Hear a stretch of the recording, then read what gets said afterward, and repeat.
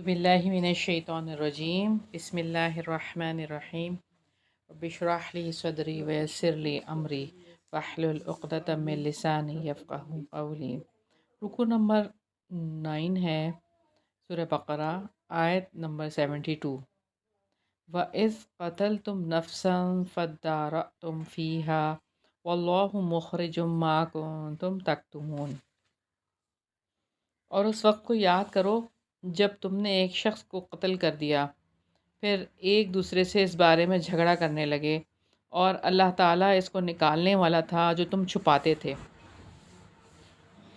یہ واقعہ بنی اسرائیل میں پیش آیا تھا۔ جیسے اس واقعے کا جو یعنی کہ آخری حصہ تھا وہ ہم پہلے دیکھ چکے کہ کس طرح سے گائے کو ذبح کرنے کا حکم دیا گیا تھا۔ یہ شروع میں یہ معاملہ پیش آیا تھا۔ قرآن مجید کا یہ طریقہ ہے، یا قرآن مجید اللہ تعالیٰ کی کتاب ہے، اللہ تعالیٰ کی مرضی ہے کہ کس کو کسی طریقے سے بیان کرے۔ تو کوئی یہ واقعات کی کتاب تو ہے نہیں کہ پوری سیکوینس کے ساتھ اس کو ہو۔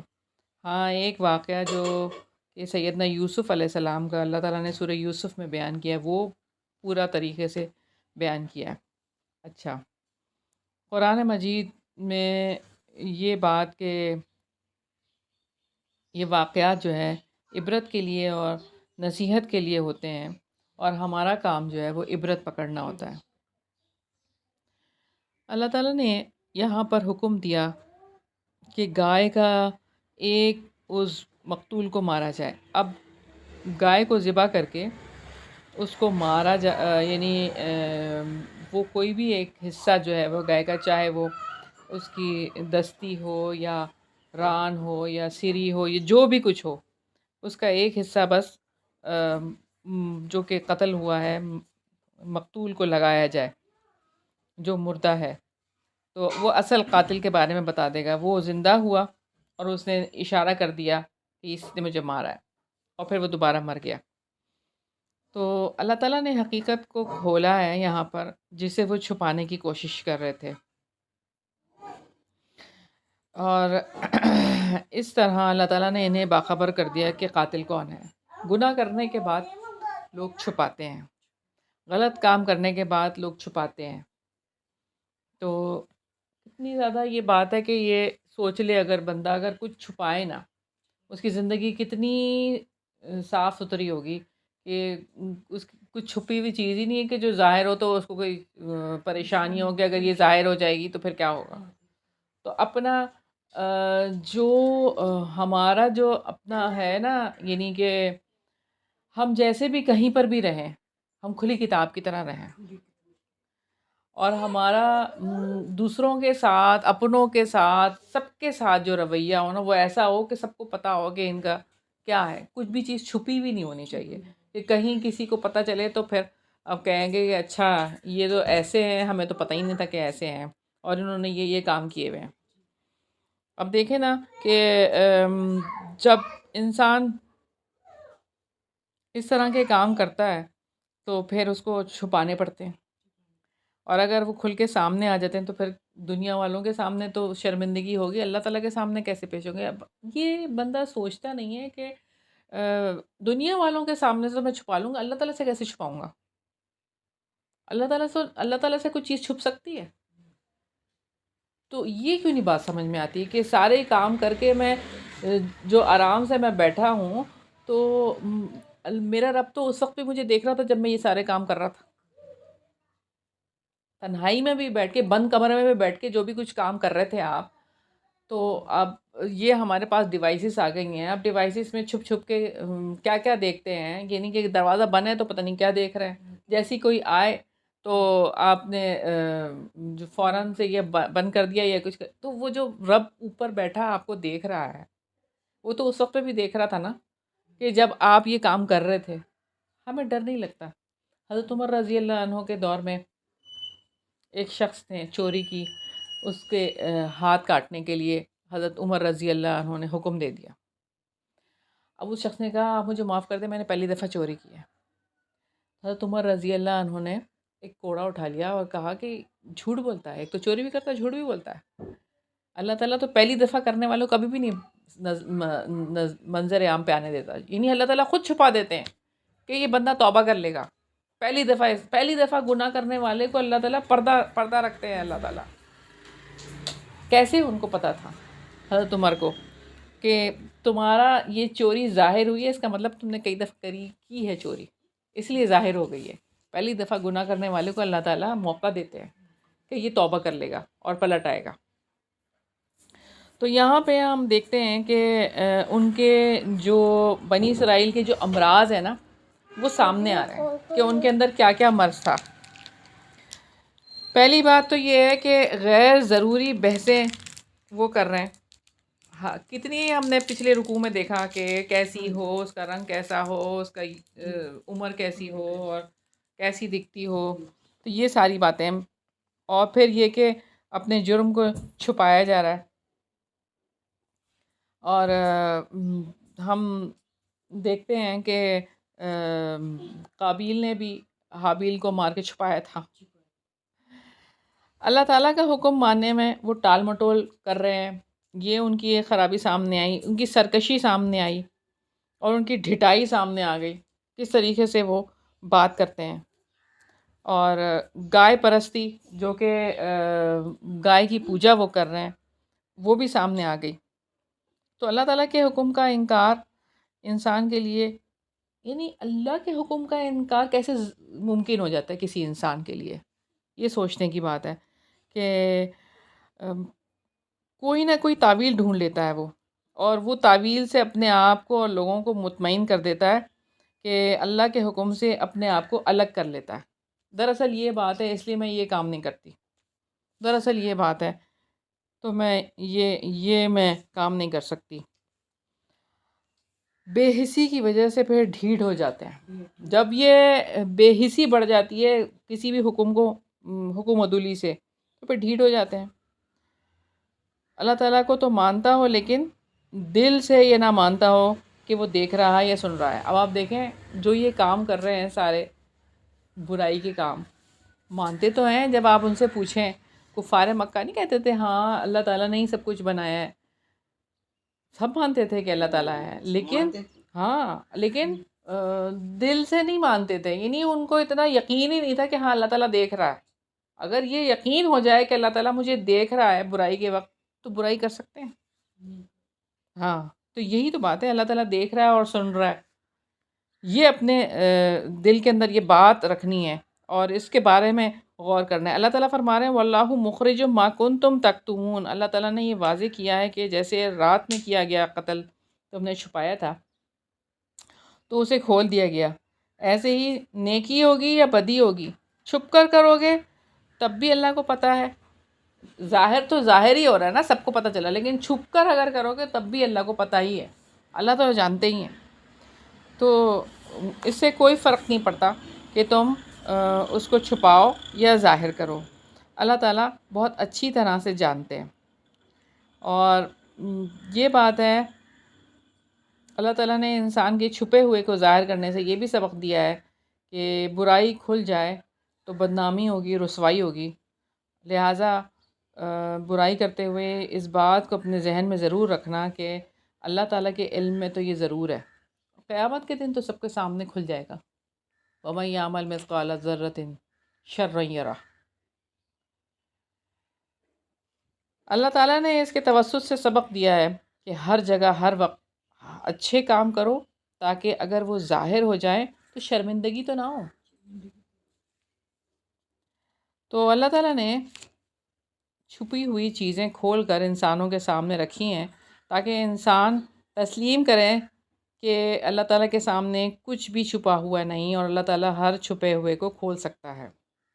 اصل میں بتانا یہ مقصود ہے کہ تم چھپ کر کوئی برائی کرو تو تب بھی اللہ تعالیٰ سے چھپی ہوئی نہیں ہے، اور یہ زندگی کا اصول ہے اور عقیدہ ہے۔ یہی عقیدہ انسان کے دل میں اللہ تعالیٰ کا خوف پیدا کرتا ہے اور اسے اللہ تعالیٰ کے سامنے جھکا دیتا ہے کہ اللہ تعالیٰ مجھے دیکھتا ہے۔ آپ تو یہ دیکھتے ہیں کہ کیمرے کی آنکھ آپ کو دیکھ رہی ہے، اصل میں تو اللہ تعالیٰ ہمیں دیکھ رہا ہے۔ اچھا، پھر یہ بات ہے کہ اگلی آیت ہم دیکھتے ہیں، آیت نمبر 73، فَقُلْنَا اضْرِبُوهُ بِبَعْضِهَا كَذَلِكَ يُحْيِي اللَّهُ الْمَوْتَى وَيُرِيكُمْ آيَاتِهِ لَعَلَّكُمْ تَعْقِلُونَ۔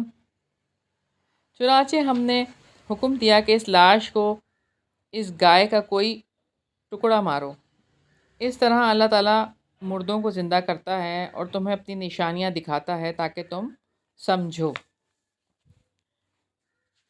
تو اللہ تعالیٰ یہاں پر قتل کے معاملے کی وضاحت فرما رہے ہیں اور یہ حکم دے رہے ہیں کہ گائے ذبح کرو اور مقتول کو اس کا کوئی عضو لگا دو، جسم کا کوئی بھی حصہ لگا دو۔ جس طرح کی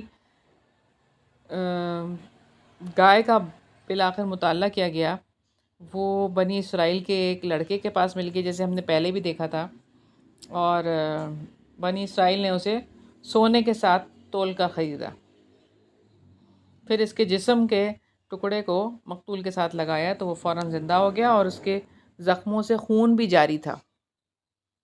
تو اسے جب پوچھا گیا کہ کس نے قتل کیا تو اس نے قاتل کا نام بتا دیا اور وہ مر گیا۔ گائے نہیں، وہ مردہ گائے کو تو ذبح کر کے اس کا حصہ مقتول کو لگایا نا، تو مقتول زندہ ہوا۔ ہاں، مقتول زندہ ہوا۔ اور اللہ تعالیٰ یہ بتانا چاہ رہے تھے کہ مردہ گائے کے ٹکڑے سے مقتول کو زندہ کروا دیا اللہ تعالیٰ نے۔ گائے جو زندہ کچھ بھی نہیں کر سکتی تھی، اس کو ذبح کرنے کے بعد اللہ تعالیٰ نے مردہ کو زندہ کر دیا۔ اور یہ اس بات کی بھی دلیل تھی کہ اللہ تعالیٰ مردوں کو زندہ کر سکتا ہے، اللہ تعالیٰ ہر چیز پر قادر ہے۔ یہ اللہ تعالیٰ نے اپنی قدرت کا مشاہدہ کروایا ہے کہ زندگی کے بعد موت کا نمونہ بھی دکھا دیا اور باہمی جھگڑا بھی جو ہے وہ ختم ہو گیا۔ اور پھر یہ بات وَيُرِيكُمْ آيَاتِهِ، جو یہاں پہ نشانیوں کی بات، جیسے ہم نے پہلے بھی دیکھا تھا کونی نشانیاں اور شرعی نشانیاں، تو یہاں پہ کونی نشانی تھی کہ اللہ تعالیٰ کی قدرت کا کرشمہ تھا یہ، اور اس واقعے میں اللہ تعالیٰ کی یہ بات سامنے آئی۔ اچھا، جس کے لیے وہ اتنی وہ کر رہے تھے، ان کی عظمت گائے کی ان کے دلوں میں بسی ہوئی تھی، وہ کچھ بھی نہیں کر سکتی تھی زندہ میں، تو اللہ تعالیٰ نے مردہ کے ٹکڑے سے، مردہ گائے کے ٹکڑے سے کسی مردہ کو زندگی بخش دی۔ اور اسی طرح قیامت کے دن بھی اللہ تعالیٰ موت کے معاملات انسان کے لیے اس طرح سے سامنے لے کر آئیں گے، اور یہ سارے ابھی تو راز ہیں، لیکن اس وقت سب چیزیں کھل جائیں گی اور انسان وہ جو ساری چیزیں تھیں وہ ان کو اپنے سامنے دیکھ لے گا۔ اللہ تعالیٰ ہمیں یہ اپنی قدرت کے دلائل دکھا رہے ہیں، اور تاکہ ہم اس پہ غور و فکر کریں، تدبر کریں اور جان لیں کہ یقیناً اللہ تعالیٰ ہر چیز پہ پوری طرح قدرت رکھنے والے ہیں۔ لعلکم تعقلون کی بات کی اللہ تعالیٰ نے تاکہ تم سمجھو۔ تو بات یہ ہے کہ قدرت کو پہچان لیں اللہ تعالیٰ کی کہ وہ مردوں کو زندہ کر سکتا ہے۔ جیسے کہ اللہ تعالیٰ ایک جگہ پہ اور فرماتے ہیں، کیا آپ نے ان کو نہیں دیکھا جو موت کے ڈر سے ہزاروں کی تعداد میں اپنے گھروں سے نکلے تو اللہ تعالیٰ نے ان سے کہا مر جاؤ، پھر اس نے انہیں زندہ کیا۔ بلا شبہ اللہ تعالیٰ یقیناً لوگوں پر بڑے فضل والا ہے، مگر اکثر لوگ شکر ادا نہیں کرتے۔ تو بات یہ ہے کہ موت تو آنی ہے، اللہ تعالیٰ کی قدرت کو سمجھنے کی ضرورت ہے کہ اللہ تعالیٰ ہر چیز پر قادر ہے۔ تو اس سے ہمیں اپنے لیے سبق لینا ہے کہ زندگی کیسے گزارنی ہے، تاکہ ہم عقل سے کام لیں اور ان کاموں سے رک جائیں جو ہمارے لیے نقصان دہ ہیں۔ آیت نمبر 74 ہے، ثم قست قلوبکم من بعد ذلك فهي كالحجارة او اشد قسوة وان من الحجارة لما يتفجر منه الانهار وان منها لما يشقق فيخرج منه الماء وان منها لما يهبط من خشية الله وما الله بغافل عما تعملون۔ پھر اس کے بعد تمہارے دل سخت ہو گئے تو وہ پتھروں کی طرح یا سختی میں اس سے بڑھ کر ہو گئے، اور بے شک پتھروں میں سے یقیناً کچھ وہ ہیں جن سے نہریں پھوٹ نکلتی ہیں، اور بے شک ان میں سے یقیناً وہ بھی ہیں جو پھٹ جاتا ہے تو اس میں سے پانی نکل آتا ہے، اور بے شک ان میں سے ہے جو یقیناً اللہ تعالیٰ کے خوف سے گر پڑتا ہے، اور اللہ تعالیٰ اس سے ہرگز بے خبر نہیں جو تم عمل کرتے ہو۔ اللہ تعالیٰ یہاں پر اس کیفیت کو لے کر آئے ہیں کہ جو کہ بنی اسرائیل نے ابھی دیکھا کہ کیسے عظیم نشانی اللہ تعالیٰ نے دکھائی کہ کسی مردے کو کیسے اللہ تعالیٰ نے زندہ کیا، اس کے بعد بھی یہود کے دل سخت ہو گئے اور ان کے دلوں پر نصیحت اثر نہیں کر رہی۔ اللہ تعالیٰ نے جیسے انعامات سے نوازا انہیں، اور جیسے اپنی بڑی بڑی نشانیاں ان کو دکھائیں، تو ان کے دل نرم ہو جانے چاہیے تھے، لیکن کیا ہوا کہ وہ اور مزید سخت ہو گئے نرم ہونے کے بجائے۔ پھر یہ بات ہے فَهِيَ كَالْحِجَارَةِ أَوْ أَشَدُّ قَسْوَةً، تو وہ پتھروں کی طرح یا سختی میں اس سے بڑھ کر ہو گئے۔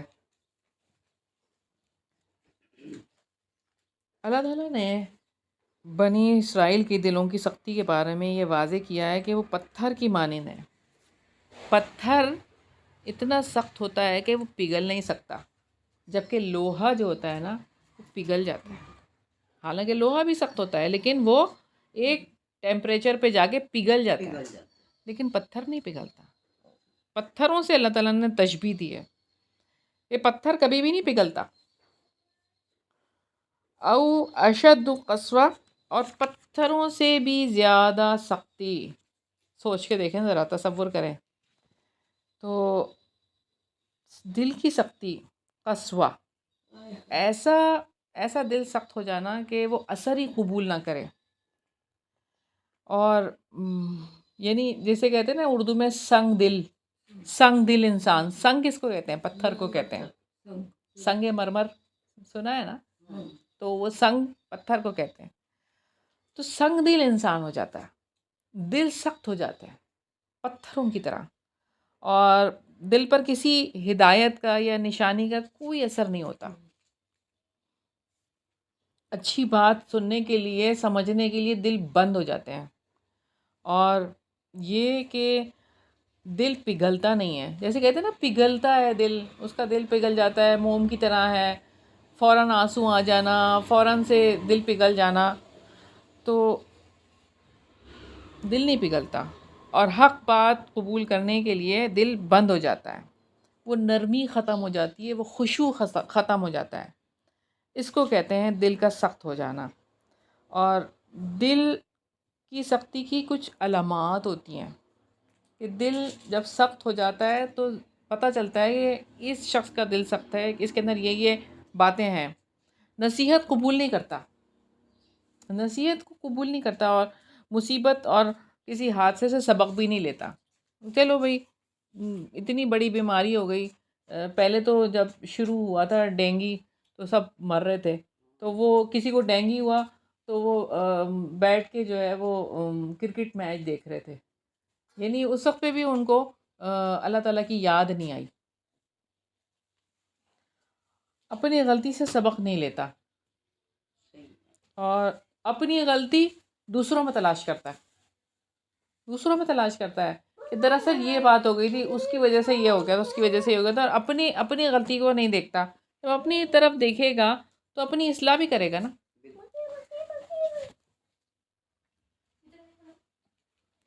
تو اللہ تعالیٰ کے عہد کو توڑتا ہے، گناہ کر کے شرمندہ نہیں ہوتا۔ ایک ہوتا ہے نا کہ اگر گناہ سرزد ہو جاتا ہے فوری توبہ کر لیتے ہیں، فوری جو ہے وہ رجوع کرتے ہیں اللہ کی طرف، اللہ تعالیٰ مجھ سے غلطی ہو گئی، معاف کریں۔ کہ یہ کیونکہ کوئی بھی انسان مکمل نہیں ہے سوائے نبی پاک صلی اللہ علیہ وسلم کے، اور دل سے پھر اللہ تعالیٰ اس رحمت کو چھین لیتے ہیں۔ جس شخص کے اندر رحم نہیں ہے، رحمت چھین لی ہے اللہ تعالیٰ نے، تو وہ دل سخت ہے، بخیل ہو جاتا ہے وہ شخص، متکبر ہو جاتا ہے، یعنی کنجوس، انتہا درجے کا کنجوس ہو جاتا ہے، اور اتنا تکبر آ جاتا ہے اس کے اندر کہ بہت زیادہ اپنے آپ کو بڑی چیز سمجھتا ہے، آنکھ اس کی خشک ہو جاتی ہے، آنکھ آنسو نہیں بہاتی۔ سب سے بڑی سزا ہے یہ دل کا سخت ہو جانا، سب سے بڑی سزا۔ اور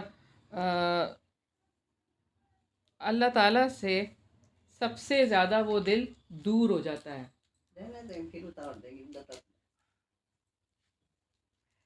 پھر یہ بات ہے کہ اللہ تعالیٰ ہم سب کو اس سختی سے بچا کے رکھیں۔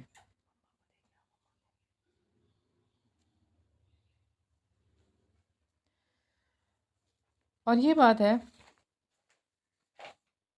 کہ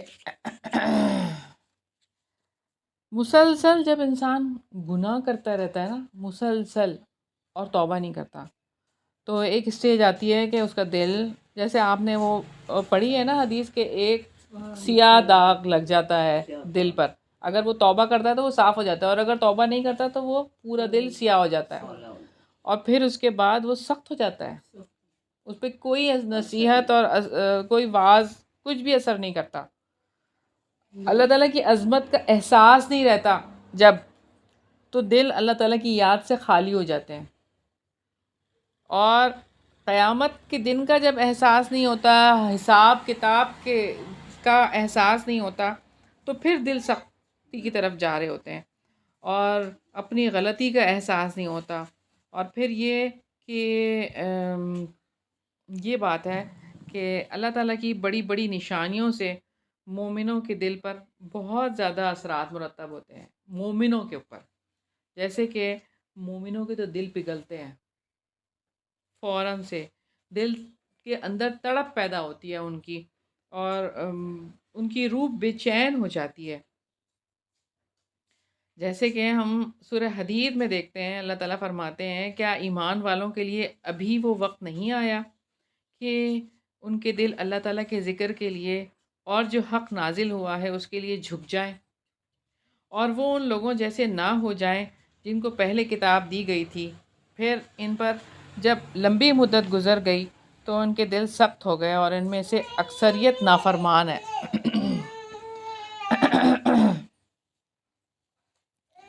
اچھا، اب یہ بات ہے کہ اسباب کیا ہوتے ہیں جو دل سخت ہو جاتے ہیں ان کے؟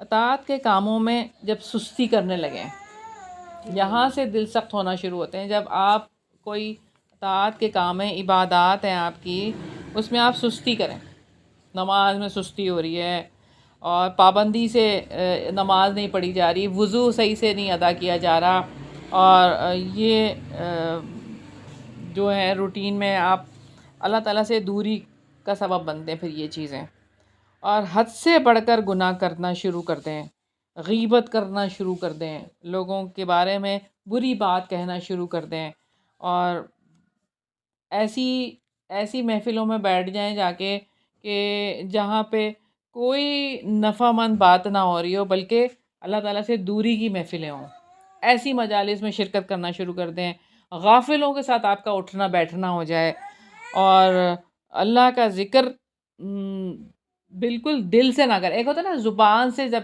بس کر رہے ہیں، دل میں کچھ بھی نہیں ہے، دل خالی ہے اللہ کی یاد سے، جب دل میں کچھ بھی نہیں ہے تو پھر دل پتھر ہو جاتے ہیں، پھر بہت زیادہ کھانا، بہت زیادہ باتیں کرنا، دنیا کی باتیں کرنا، بہت زیادہ سونا، یہ بھی دل کو جو ہے وہ سخت کر دیتا ہے، کوئی کام ہی نہیں ہے آپ کو، کیا زندگی میں ہم کس لیے بھیجے گئے تھے، ہم نے سوچا ہی نہیں ہے، بس کھائے جا رہے ہیں بہت زیادہ، اور باتیں ہی نہیں ختم ہو گئے دیتی، کچھ لوگ تو ایسے ہوتے ہیں کہ ابھی آپ مجلس میں انٹر ہوئے ہیں تو وہ اگلا فرد جو شروع ہوتا ہے تو آپ کو بولنے کا موقع ہی نہیں ملتا، اور وہ بولتا رہتا ہے، اور آپ دیکھتے رہتے ہیں کہ کیا ہو رہا ہے، یہ مطلب ہر بات بس باتیں، ایسا لگتا ہے کہ ہم ہر بات کہنے کے لیے یہاں پر بیٹھے تھے، تو دنیا کی جو حرص رکھے، تما رکھے، بس دنیا دنیا، ہر وقت دنیا دنیا دنیا دنیا دنیا، اور اس کا علاج کیا ہے؟ یہ ساری باتیں تو ہیں. نماز میں خشوع، نماز میں خشوع سب سے بہترین جو علاج ہے وہ نماز میں آپ کا دل لگانا. نماز کو پراپر طریقے سے سیکھیں، اور نماز کا ایک ایک جو آپ کا وہ ہے رکن ہے نماز کا، اللہ اکبر سے لے کے السلام علیکم ورحمۃ اللہ تک، پورا ایک ایک اس کے اوپر، رکن کے اوپر آپ توجہ کریں، اور یعنی بار بار نماز کی کتاب لے کے نا اس کو پڑھیں، اور اس کو تصور میں کریں میں اس کو ایسے پڑھوں گی، میں اس کو ایسے پڑھوں گی. اور جو مسنون وہ ہے نا آپ صلی اللہ علیہ وسلم کی سوراز، یعنی آپ صلی اللہ علیہ وسلم نے کس نماز میں کون سی سورت پڑھی،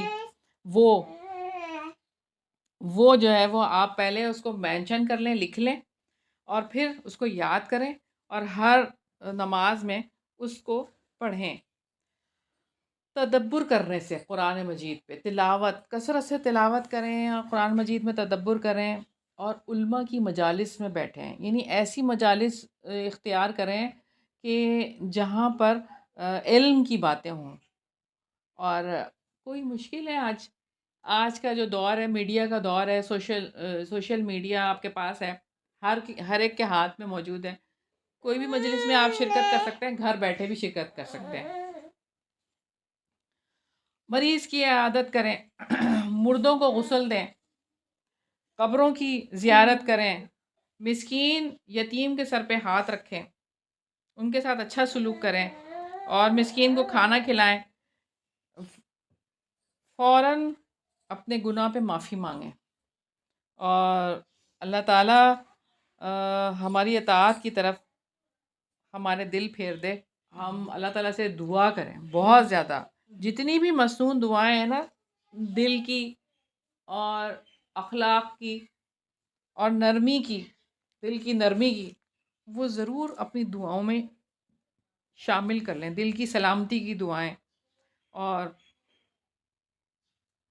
آنکھ کا آنسو بہانا، یعنی اللہ تعالیٰ سے مانگیں کہ اللہ تعالیٰ مجھے اپنی یاد میں رونا نصیب فرما دے. اللہ تعالیٰ اپنی یاد میں رونا نصیب فرما دے. ویسا دنیا کے لیے تو بہت روتے ہیں لوگ، دنیا کے لیے تو روتے ہیں، اللہ کے لیے رونا، کہ وہ وقت جب کہ کوئی بھی نہیں آپ کو دیکھتا، وہ وقت آپ اپنا نکالیں کہ اس وقت پہ بیٹھ کے اللہ کے سامنے اپنے گناہوں کو یاد کر کے معافی مانگیں، اور اللہ تعالیٰ کو یاد کر کے جو ہے وہ روئیں.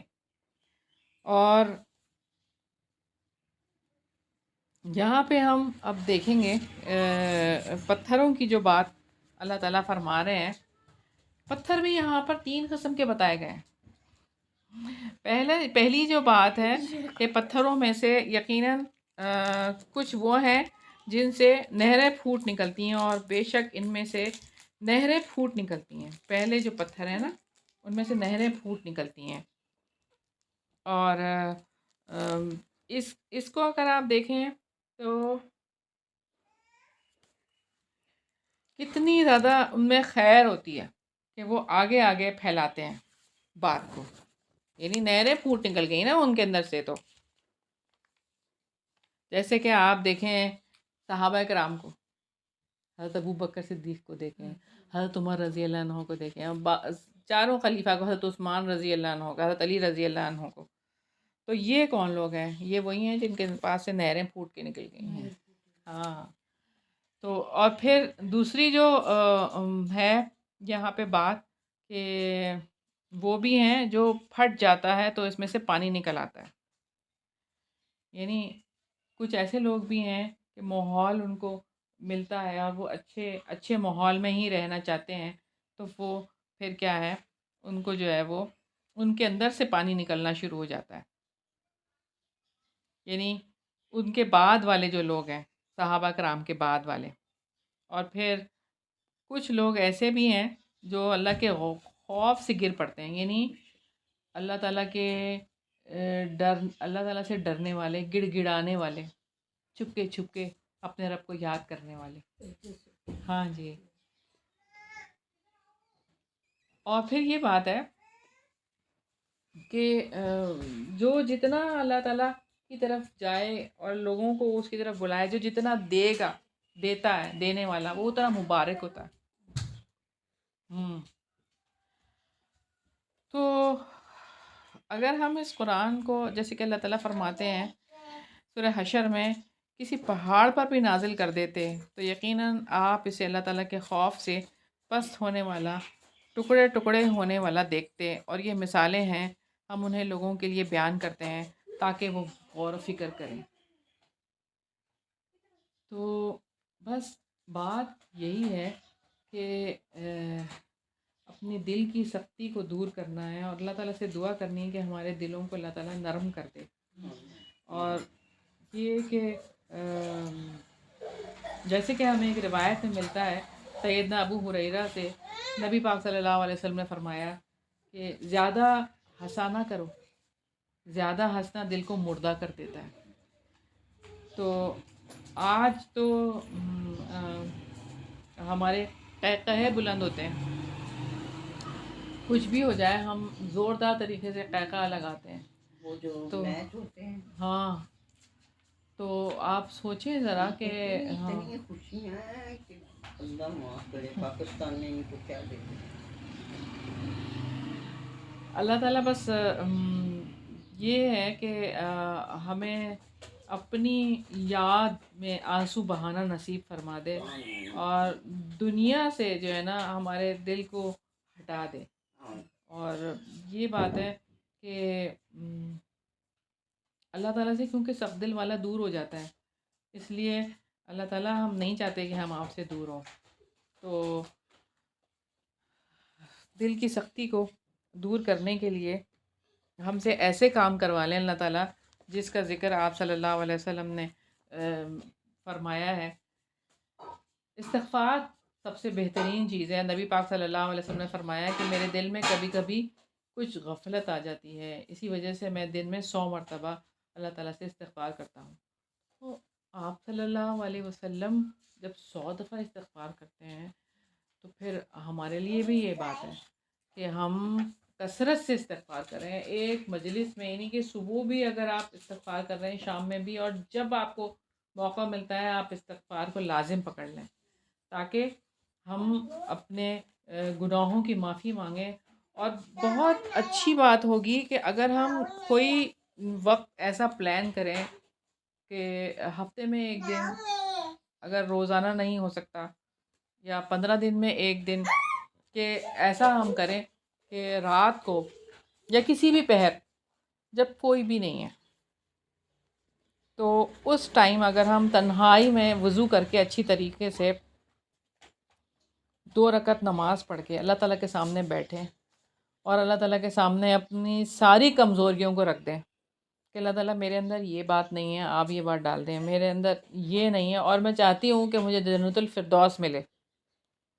تو میرے اندر یہ چیزیں پیدا کر دیں اللہ تعالیٰ کہ دنیا سے جب میں جاؤں تو میں اس حال میں جاؤں کہ میں جنت الفردوس آپ مجھے دے دیں. یعنی ایک ہوتا ہے نا شخص جو دنیا میں کمائی کرتا ہے دنیا کے لیے، اور اتنے وہ کہتے ہیں میں اتنا مال جمع کر لوں کہ میرے پاس ایک اچھا گھر ہو جائے، یا فلاں ایریے میں، جیسے ڈیفینس کے ایریے میں یا بحریہ ٹاؤن میں گھر بنا لوں. اس حساب سے پیسے جمع کرتا ہے کوئی، اور کوئی ٹویوٹا کرولا گاڑی لینے کے لیے اس حساب سے پیسے جمع کرتا ہے. تو یہ نہیں زیادہ کی اس میں بڑی چیز کے لیے کوئی اپنے خواب رکھتا ہے اور پھر اس کے بعد اس حساب سے. تو ہم اپنی نیکیاں اس حساب سے جمع کریں کہ ہمیں جنت الفردوس لینی ہے، جنت الفردوس میں جانا ہے ہمیں، اور اپنی نیکیوں کو ضائع کرنے سے بچائیں. یہ جو گناہ ہیں یہ ہماری نیکیاں ضائع کر دیتے ہیں. غیبت کیا کرتی ہے؟ گناہ ہی تو سارے ختم کر دیتی ہے. اور بھی جتنے بھی برائیاں ہیں تو ان کے اندر ہم جائیں گے، جو ہم نے نیک کام کیے ہوں گے وہ سارے ہمارے ختم ہو جائیں گے. کسی کا دل دکھانا، کسی کو بری بات کہہ دینا، ہم کہتے ہیں ہم تو بڑے صاف دل ہیں، ہم تو بڑے صاف دل ہیں، ہم تو منہ پہ کہہ دیتے ہیں. کیا مطلب منہ پہ کہہ دیتے ہیں؟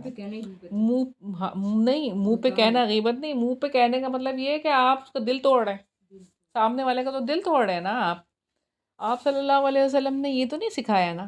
آپ صلی اللہ علیہ وسلم نے تو طریقے سے بات کی ہے. جب آپ صلی اللہ علیہ وسلم بات کرتے تھے، کسی شخص کی کوئی بات برائی دیکھتے تھے اگر، تو مجلس میں بیٹھتے تھے اور کہتے لوگوں کو کیا ہو گیا ہے، لوگ یہ کام کرنے لگے ہیں، آپ لوگ یہ کام کرنے لگے. جس کے بارے میں بات ہوتی تھی اس کو ڈائریکٹلی نہیں کہتے تھے، بس ایسے ہی کہتے تھے لوگوں کو کیا ہو گیا ہے، لوگ ایسے کرنے لگے ہیں، ایسے کرنے لگے ہیں. جس کے لیے تھا وہ سمجھ جاتا تھا کہ ہاں یہ تو میری بات ہے، اور فوراً اپنی اصلاح کر لیتا تھا. تو آج ہم تو یہ نہیں سوچتے، ہم کہتے ہیں نہیں اس کو تو یہ کہنا پڑے گا تو یہ صحیح ہوگی، ورنہ تو یہ صحیح نہیں ہوگی. اور اس کو اس طرح سے ایسے کہا جاتا ہے کہ جیسے وہ ذلیل کرنے والی بات ہو. تو یہ طریقہ تو نہیں ہوتا نا.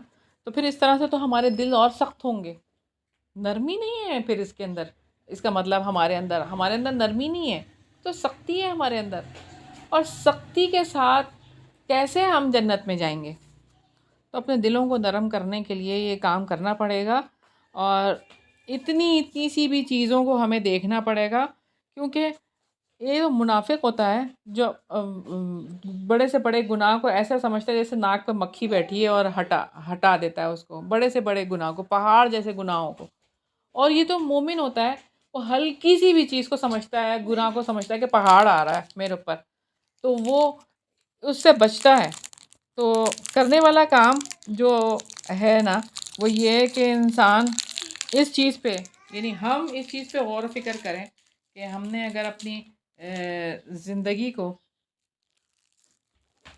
پراپر طریقے سے گزارنا ہے نا تو یہ کام کرنا پڑے گا. اور اللہ تعالیٰ آیت کے آخر میں فرما رہے ہیں وَمَا اللَّهُ بِغَافِلٍ عَمَّا تَعْمَلُونَ، کہ اللہ تعالیٰ کسی چیز سے بھی بے خبر نہیں ہے کہ جو تم عمل کرتے ہو.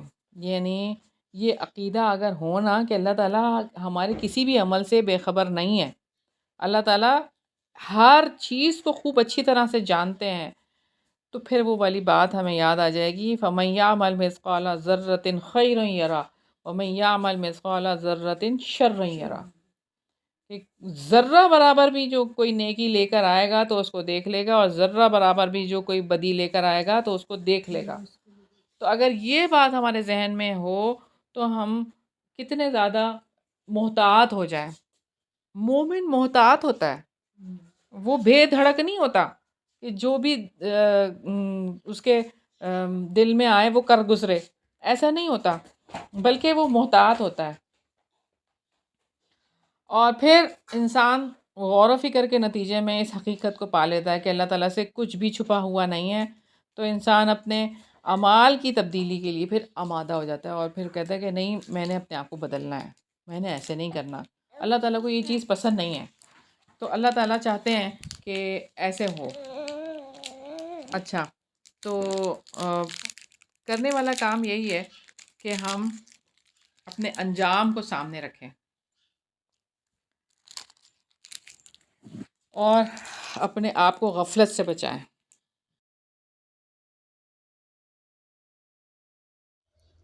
أعوذ بالله من الشيطان الرجيم. بسم الله الرحمن الرحيم.